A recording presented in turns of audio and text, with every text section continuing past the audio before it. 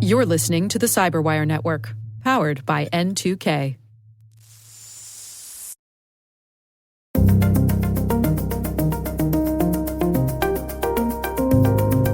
There was an ad on this famous Russian hacking forum from Revil, a ransomware group, and they were basically looking for groups that would be willing to work with them and share their earnings. Hello, everyone, and welcome to the CyberWire's Hacking Humans podcast, where each week we look behind the social engineering scams, the phishing schemes, and criminal exploits that are making headlines and taking a heavy toll on organizations around the world. I'm Dave Bittner from the CyberWire, and joining me is Joe Kerrigan from the Johns Hopkins University Information Security Institute. Hello, Joe. Hi, Dave. We got some good stories to share this week. And later in the show, Montaz Sasnauskas from Cyber News on how he and his colleagues applied for a job with a ransomware gang.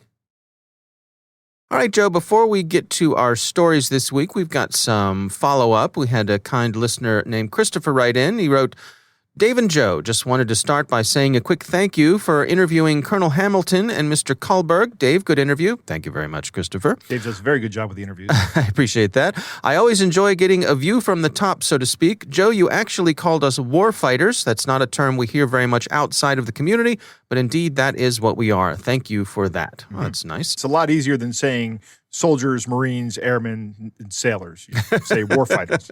Right. Question. I am just getting into the cybersecurity world, and I'm about to start my AAS in cybersecurity. From talking to people, they say degrees are relative, but certifications matter. Well, there's about 12.2 million different certifications, or at least it seems that way. A little bit of hyperbole, but what yes. certs matter, and what is a good starting point for cybersecurity? Thank you. Well, Joe, this is a world that you are deeply involved in with your being at Hopkins. Right, yes. Actually, at Hopkins, we don't put a lot of value on certs. Really? Yeah, the professors there seem to think that they're more training-focused, and it's true, they are more training-focused, and our mission tends to be more education-focused. And okay. We do differentiate between those two. However, out in the real world, once you get beyond the ivory tower of the education, right, you do need these certifications. And the first certification I recommend for anybody in the United States, particularly if they want to do work with the United States government, is the TIAA Security Plus. Okay. You should get that certification. It wouldn't hurt also to get a Network Plus. I don't think you need A+. That's the putting together PCs, or at least it used to be. I haven't looked at that in a couple of years. But Network Plus and Security Plus would be great starting certifications. You don't have to have any time in the industry to get those certifications, just the training to understand things. But Security Plus is a minimum requirement for getting any job working with the federal government or as a contractor for the federal government to do any of the networking stuff there. You have to have a Security Plus certification at a minimum. Okay. So that's a good starting point.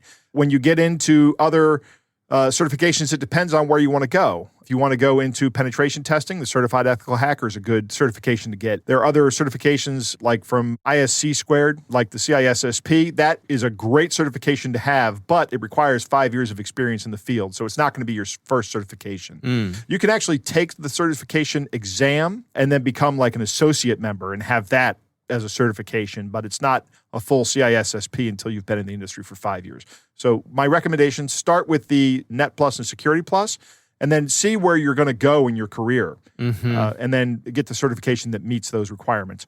The other thing is network. That helps a lot, meet people. Right. Look for mentors. The toughest job to get in cybersecurity is the first job. After that, they're all easy. Well, there's so much demand, but I think Christopher makes a good point here that despite there being demand, you and I have talked about this many times, the frustration we feel because they'll have these job listings for entry-level jobs, and they'll say, entry-level job, minimum wage, 20 years experience required. Right. Here's a dozen certs that you need. And, it's like, how, in what way, shape, or form is that an entry-level job? Yeah, exactly. I really want to just send a letter in or pick up the phone and call people and say, you're never going to fill this position. It's just not going to happen. Yeah. Well, maybe they have to learn that and then adjust what they're asking for. Who knows? I don't know. Not a world I'm involved with. But, Christopher, thank you for sending in your note. We do appreciate it. And, of course, we'd love to hear from all of you, or, well, not all of you at the same time. But if you have a question, you can send it to hackinghumans@thecyberwire.com. All right, Joe, let's dive into some stories this week. I'm going to kick things off for us. My story comes from the Naked Security folks over at Sophos, Paul Ducklin, who's been a guest on our show before. And it's titled, How to Hack into 5,500 Accounts Just Using Credential Stuffing. And the article starts off with some common knowledge about passwords and password reuse and not using some of the more common passwords. Paul goes through some of the top passwords on the Have I Been Pwned database. Right. 1, 2, 3, 4, 5, 6 is the most common password with 24 million appearances on Have I Been Pwned. 24 million appearances for that password. Yep. But there are some other things in here that they point out. People, they often think they're being clever with their use of passwords. In other words, they'll say like, oh, for my Facebook password, it's picklejar FB, and the FB is for Facebook. You know? But for Twitter, it's picklejar TW. Right. And for Instagram, it's picklejar IG. Well, guess what? That's just password reuse. Right. How hard is it going to be for the bad guys who are going through these databases of passwords? I guarantee you, if they see a suffix on a password that's -FB, the jig is up. Right. They know. They know what you're doing. They've got you. In fact, they probably have automated scripts to look for that sort of thing. Absolutely. It's called a regular expression, and you can find it very easily. Yeah. So the story that Paul highlights in this article is about one gentleman who the Department of Justice actually charged. He was out of San Francisco, and this person made off with $800,000 in just a few months. Huh. What this person did was he would figure out what payroll service a particular company was using. Right. Right? Because chances are if one employee is on a particular payroll service, everyone else is going to be, on the same payroll service. That's generally how it works. Right. So one person's password, for example, or credentials rather, would come up in a password breach for a particular payroll service. And let's say it was, me at thecyberwire.com, right? And it was my login for a payroll service. Well, this person, this bad guy, would then go to the list of employees at the Cyberwire and look for the other folks who work here. They would follow the same pattern of their email addresses, right? And that's easy to figure out usually, right? If they're not published on a website somewhere, you might have to figure them out. But normally they're easier to get than that. It's usually a pattern. Right. Most companies establish a pattern for their employee names and email addresses. So they would go through that. They would figure out that, or assume that those people were using the same payroll service. Then they would go through and look for matching those emails with password databases online, some of the breached passwords that are out there, and they would just count on people reusing passwords. Right. And as you and I know and our listeners know, way too many people reuse their passwords. A lot of people, yeah. So they could log into these payroll companies, stuff the accounts with the credentials, and as we say, this person would change the person's account information so that their next payment would go to a debit card account that he controlled rather than their own bank account. Right. And over the course of about a year or so, back from 2017 to 2018, this person skimmed off about $800,000. Wow. That's real money. Yeah, that's a good payday for some, or a good salary. Yeah. The good news is this person got caught, and the DOJ is bringing them to justice, so that's good. Paul Ducklin has a few recommendations here. Of course, don't reuse passwords. Right. And your clever variations on your password are not nearly as clever as you think they are. 100% agree. They are pretty much ineffective. Of course, use a password manager. Joe, have we mentioned using a password manager? A couple times. Yeah, I seem to vaguely remember saying use a password manager. Right. We could change the name of this show to Use a Password Manager, and it would probably be effective. Turn on two-factor authentication. It struck me when I was reading this article that if folks had two-factor enabled for their payroll accounts, in other words, to either log into the payroll accounts or if their payroll account allowed them to have some sort of notification if any of their critical information was changed. Right. That would go a long way towards preventing this sort of thing. Yes, that's a good point, that the company kind of bears some responsibility here. When somebody logs in and changes account information for where you're going to send their paycheck, their livelihood, right, you owe at least an email to that person. Well, maybe somebody should get notified. If not the folks at your company who are handling payroll. Yeah, somebody should get notified. Yeah, and then they can decide it. what to do about it. So Right. if your payroll system enables you to do that, then you should definitely do that. And if it doesn't, ask them why. Right. Say this is something we'd like to have. And then, of course, report payment anomalies. If you notice anything is wrong with your payment, your salary, whatever, and anything's coming to you from your company, the sooner you report it, even if it's something that seems odd, like you see a charge for $1 or Right. because a lot of times these folks are testing to see if the system works, to see if they can indeed make money move around. In fact, a lot of services use micropayments as a way to test that banking information is correct before they actually send real payments. Right. Right. So if you see that kind of activity and you didn't request it, you know something's up. Yep, absolutely. All right, well, that is my story this week. Again, that's from Paul Ducklin over at Naked Security. We'll have a link to that in the show notes. Joe, what do you have for us? Dave, my story comes from Becky Bracken over at ThreatPost, and she is talking about 2 recent reports. And the first one comes from the threat intelligence team with Great Horn, and we've talked about some of their research before. They've made a discovery about people sending lewd or adult-related phishing lures into people's email accounts. This is the interesting part. It's not simply just libido driving users to click these suggestive scams. These things are intended to shock the user, right? So think about it. You're at work. Yeah. Maybe you work in a cubicle farm, and someone sends you in something that's rather suggestive. Okay. Right? Suggestive or perhaps explicit? Explicit, suggestive of explicit material, that kind of thing. Right, okay. And you're like, whoa, this can't happen at work. I can't have this kind of thing going on. Maybe you are, right. Because that's the moment when your boss is passing by your cubicle and looks in, and that's up on your screen, and now you're in trouble. Exactly. It opens the door for them to make the reckless click, right? And I like the term that they've come up with here. They call it dynamite phishing. Are you familiar with the idea of dynamite phishing? I am familiar with dynamite phishing, yes. For those of you who may not be familiar with it, you sit in a pond full of fish and you light a stick of dynamite, throw it over the boat, and wait for the dynamite to go off, and then simply roll around and pick up the fish that you've stunned. Right, collect all the fish who floated to the surface. Yeah. It doesn't always involve explicit material, but the goal is to put the user off balance, to scare them or put them into some kind of excited emotional state and decrease the brain's ability to make rational decisions. So, Dave, I want to make a streaming recommendation to our friends. If anybody has Netflix, they have a documentary series on there called Human: The World Within. And the first episode is called React. It spends a good bit of time talking about how people react in these kind of situations. And they have one story about a woman who was in Puerto Rico when Hurricane Maria hit and how she actually shut down, right? And it all starts, this is the same thing in social engineering. They're trying to fire off a part of your brain called the amygdala, right? And trying to get you to just cognitively, your focus to narrow, the cognitive narrowing focus. We had a guest that talked about that a couple months ago. It's remarkably effective. And while it's great out in the woods when you're confronted with a bear, it's not good when you get one of these emails.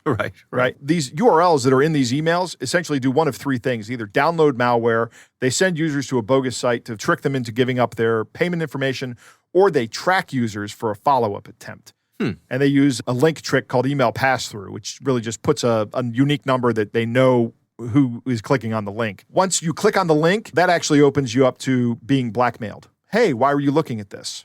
Right? Oh, I see. Right. And Great Horn thinks that this is part of their scam, is that they're going to further exploit these people and try to get them. So if you get one of these emails, just delete it. Try not to be shocked. That's also a good point. In the case of the woman from Puerto Rico, what she did to overcome that shock again was she enrolled herself to become an emergency response person. Oh, wow. So that now she's comfortable with getting into these kind of positions and knows how to react. She's experienced them, right, through training. And that's what we talk about frequently here. I thought it was a great show. And I thought, who'd really like this is the listeners to Hacking Humans. So I make that recommendation. The second report comes from Agari, their cyber intelligence division. They call it ACID. What they did was they put out 8,000 account credentials that they had control of onto a phishing site. And they wanted to see what happened. And a quarter of those account credentials were automatically tested as soon as they were posted. So these guys are out there watching these things and they test them immediately as soon as you drop the information. There are 3 families of attacks that were responsible for 85% of the activity, demonstrating that it was a small number of actors, or more likely, this in my opinion, versions of phishing code. So I think there are these kits out there that just let people try these things out quickly. Right, it's just all automated. Right. I think it's more likely that there are 3 or 4 of these big products out there, not 3 or 4 groups. I think there's hundreds of groups using these same 3 or 4 products. 92% of the compromised accounts were manually breached by an attacker. About 20% of those manually breached in the first hour, and 91% were accessed within the first week of compromise. Wow. If your email credentials wind up in a phishing attack, you're 91% likely to have someone get into that account within a week, is what that's saying. The majority of these accounts were only accessed once, but some of them were accessed for long periods of time where these guys maintained access. And as these attackers gained access to an increasing number of accounts, they were used to launch additional attacks, which makes sense, right? Yeah, I wonder about the single access. Does that just mean they're collecting them to then sell to other people? Probably. That's what it sounds like to me. Yeah, probably. They saw these scammers create forwarding rules, pivot into other applications like Microsoft OneDrive and Microsoft Teams, attempt to send outgoing phishing emails, sometimes by the thousands, and use the accounts to set up infrastructure for business email compromise attacks. So 2 studies. Really interesting studies. We'll put a link in the show notes, and you can take a look at the article. Yeah. And again, I mean, so much of this, if you had multi-factor authentication enabled, it would shut a lot of this down. Shut a lot of it down, right? Because a lot of this stuff is automated. And to get by multi-factor authentication, you kind of have to give each account personal attention. And these bad guys don't have the time to do that. Right. So they're going to script it, and they're going to go for the low-hanging fruit. All right. Well, interesting stuff for sure. We will have links to both of those studies in our show notes. Joe, it is time to move on to our catch of the day. Dave, our catch of the day is a short one today, and it comes from a listener named Stop. Stop writes, received this call just now. Never heard one this convincing. Nearly got me too. And he has a quote in there. It says, "Hi, this is Amazon.com. This call is to authorize payment of $700 something for your purchase of an iPhone 11. If you didn't make this purchase, please press 1 to speak to customer service." Then he writes, "Because I have recently made some purchases from Amazon, and this is the first time I've done it in a long time, I immediately feared my credit card had been leaked or my account credentials stolen, and someone was making purchases. So it nearly got me to press 1. But I realized it was likely a scam and that I should contact the company directly myself to ask them if they attempted to call me about this. Love the show. Keep up the great advice." They hit Stoff right at the right time, right? He doesn't normally shop at Amazon, and he had made some purchases recently, and then he gets this call. And that's how these things work, right? You send out hundreds of these calls, thousands of these calls, hoping to find the person in Stoff's position who responds and goes, uh-oh, then you have a problem, right? You as the victim are like, I better push 1 because I want to make sure of this. Did I order the right phone? I thought I ordered an Android phone. It's a random chance, but if you put enough calls out there, you're going to hit somebody like this. So good on Stoff for not falling for this. A phone tree where you have to press 1, that sounds like Amazon, right? Right. That sounds like a big company. Yes. It doesn't sound like just some scammer who's calling you directly. So it lends some credibility to it. If you do get one of these calls, do not scam bait these guys because they're calling your phone number. They already have your number. Right. All right. Well, thank you, Stoff, for sending that in. Again, we would love to hear from you. You can send your catch of the days to hackinghumans@thecyberwire.com.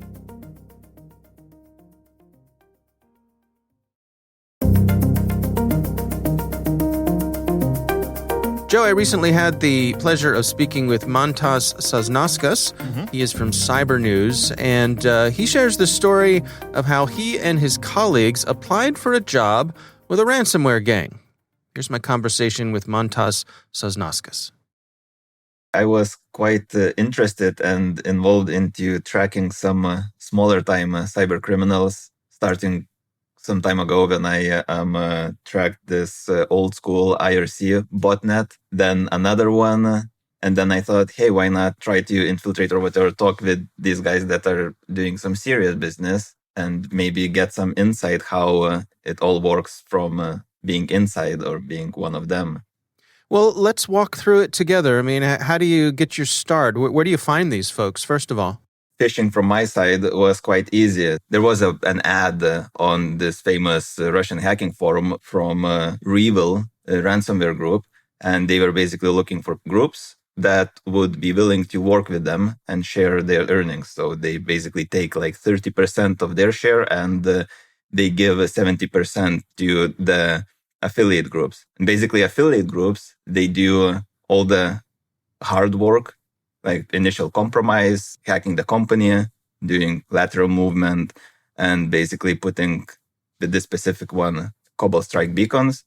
And then the main group, in this specific case, they were working with Ragnar Locker. They provide the locker and the service to extort the money from the company then. So you start a conversation with these folks, and how do they go about vetting you, making sure that you're someone they want to do business with? When they posted the ad, I got several requests, and some were not serious, but this specific request sounded quite serious, and it seemed that these people knew what they were talking about, and basically they invited me to join in.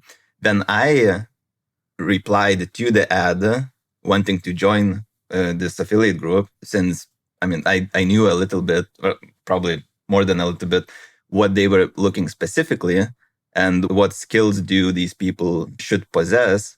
So I basically social engineered my way into it, so my application would be interesting for them, or like what they were looking for.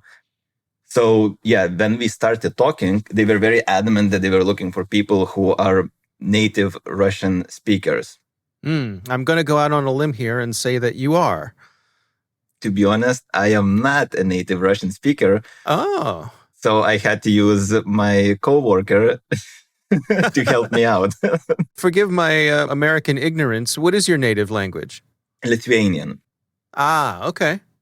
To be honest, a lot of people in Lithuania do speak Russian, and a lot of them speak it very well. But I'm from a newer generation that speaks maybe English better than Russian. And besides, like, they are very adamant because they use like slang and spoken language. So if they sense that you might not be, and I was afraid of that, they might just stop the whole communication. Like our communication happened through the Q Talks chat. And you basically do not have nicknames. So basically I social engineered a persona that lives in a certain country, not in Russia, but in another country, neighboring Russian country, with like a town and everything, because they did ask me some things that you could not Google probably, or you would have to Google very well to answer that, like a street name or whatever, or like what's on that street. So yeah, there was this one specific question from them once. But when they were quite comfortable with me that I'm like a Russian speaker and I have very good cyber criminal skills, or these skills to hack, penetrate the company, then they were quite willing to share some more information with me. And what information did they share? What did you learn from there? Yeah, so basically they started asking me some things, and they started telling me how they worked. So, for probably most of the people that are involved in these like ransomware investigations or whatever, it might be just a known thing. But yeah, so basically they have targets. They do a very thorough OSINT and espionage on companies. And in this specific group, there were 4 people, which one identified as the number 1 guy. He didn't have any nickname. And the other guy that I called number 2 guy, because I thought he was like kind of like a number 2 guy. So yeah, so the number 1 guy would do like a very thorough OSINT, espionage on companies. The selection process took maybe like 2 weeks or so. And then on Friday evening, they... basically, that main guy, number 1 guy, says, we have 5 targets. He gives out the targets and do your work. So basically, this specific group would compromise the company, or would have a company already with an RDP port that is vulnerable, or a zero logon bug. And then they would go on and compromise Microsoft HTA process, basically for scripting, and then work their magic with Cobalt Strike, which is probably like number 1 tool that they use. And then after they do like all the lateral movement and have the whole company's network in their tentacles, then they put beacons in there. I see. Now, at some point, you decided that it was not acceptable for you to keep going with them.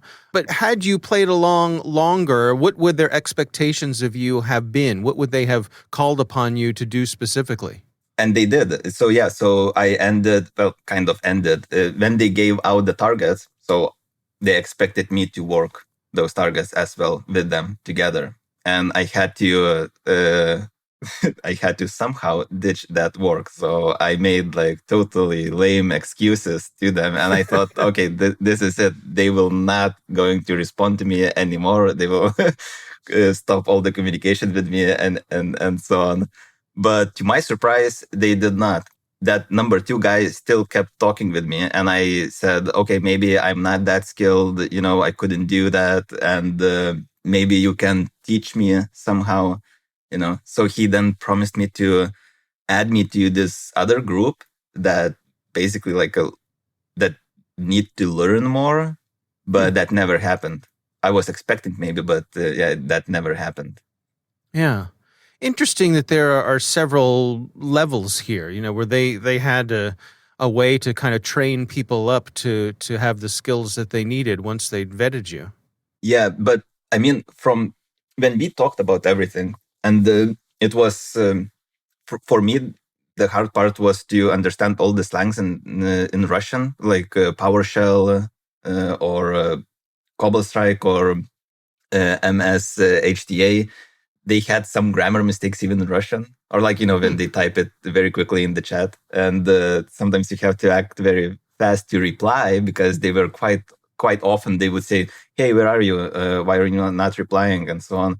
While in the meantime, I'm asking my friends who are working in info security, older friends who know Russian well. And I'm like, hey, do you know what this could mean? Right. So you have several chat windows open simultaneously. Yeah.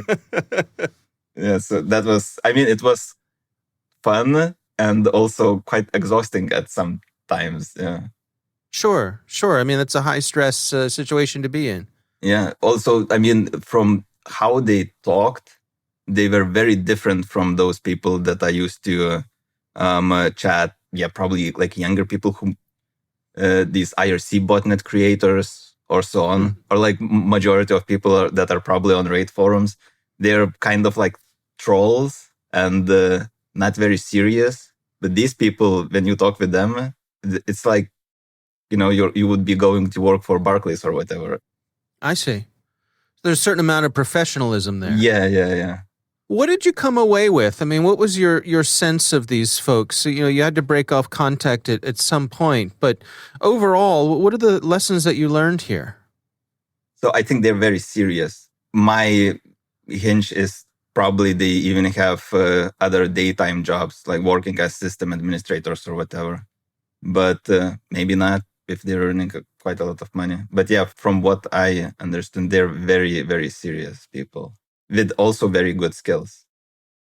Was it surprising to you that you were able to get in with this group relatively easily? Or, was it really the Russian language skills that was the highest bar of entry? Or what was your take on that side of things? To me, it was quite surprising, actually. Yeah. I thought it will be harder because I think, well, okay, since this article is now published, I don't know if they read it. I hope not. Or maybe.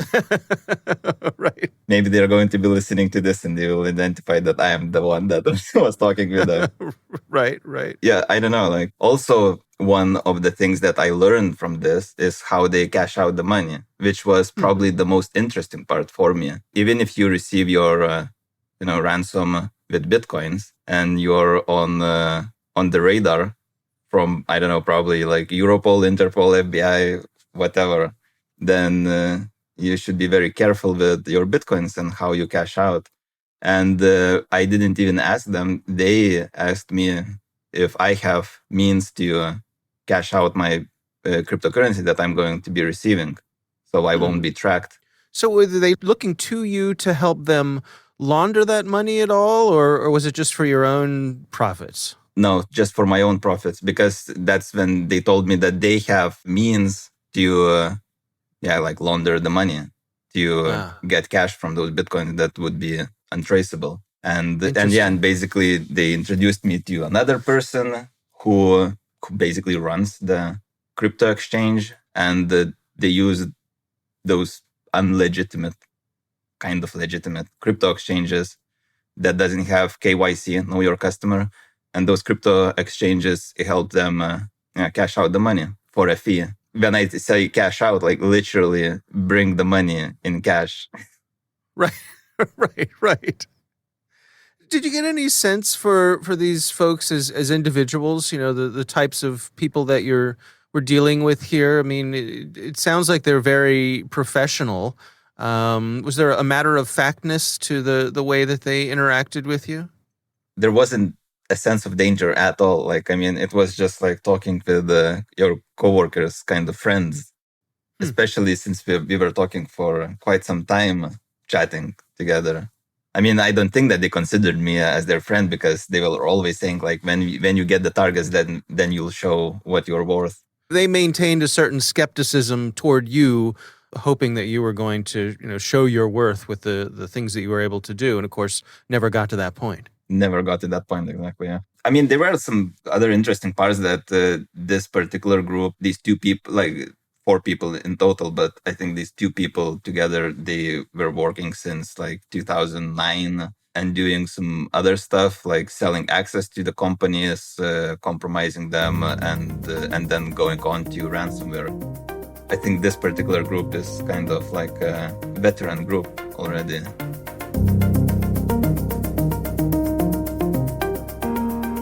All right, Joe, what do you think? What a great idea. Trying to infiltrate a ransomware gang. This is so interesting to me. I'm fascinated by money laundering and how they go about this. I understand the structure that a lot of these ransomware gangs use, and what he applied to was an affiliate group. Because these ransomware gangs have affiliate programs. They're almost franchising ransomware. Right. You go out, you get the business, and then we'll take care of everything else and take a 30% cut, which is a pretty lucrative cut for the people that actually do the penetration. It's 70%. Yeah. These people post ads, so it's pretty easy to get in. It's interesting how they were looking for people who spoke Russian natively, and they were going to filter that out by using things like slang and knowledge of specific areas. But Madras was successful in socially engineering his way into one of these gangs, which I think is fascinating. Once he gets into the gang, you find further business-like structure in there. You've got a leader. You've got a guy who's responsible for OSINT, which is open source intelligence gathering. You've got a guy who's responsible for breaking into things, which is what Madras was one of. And these guys take their job seriously, and they're very skilled. And then they even go so far as to say, we'll help you get the money out by using one of these semi-legitimate crypto exchanges that literally bring money to the customers. Right. Which is cash. Yeah, in cash. So you send them your crypto coin, your Bitcoin or whatever, and they buy it and then bring you cash, of course, minus some fee. Yeah. But you still make out fairly well. This is an interesting interview. I really enjoyed it. Yeah. Well, we appreciate him taking the time for us. Interesting insights into how some of this happens, and it's good to see the folks infiltrating these types of groups that, they're not as bulletproof as they seem to be or hope to be. Well, that is our show. We want to thank all of you for listening. We want to thank the Johns Hopkins University Information Security Institute for their participation. You can learn more at isi.jhu.edu. The Hacking Humans podcast is proudly produced in Maryland at the startup studios of Data Tribe, where they're co-building the next generation of cybersecurity teams and technologies. Our senior producer is Jennifer Iben. Our executive editor is Peter Kilpe. I'm Dave Bittner. And I'm Joe Kerrigan. Thanks for listening.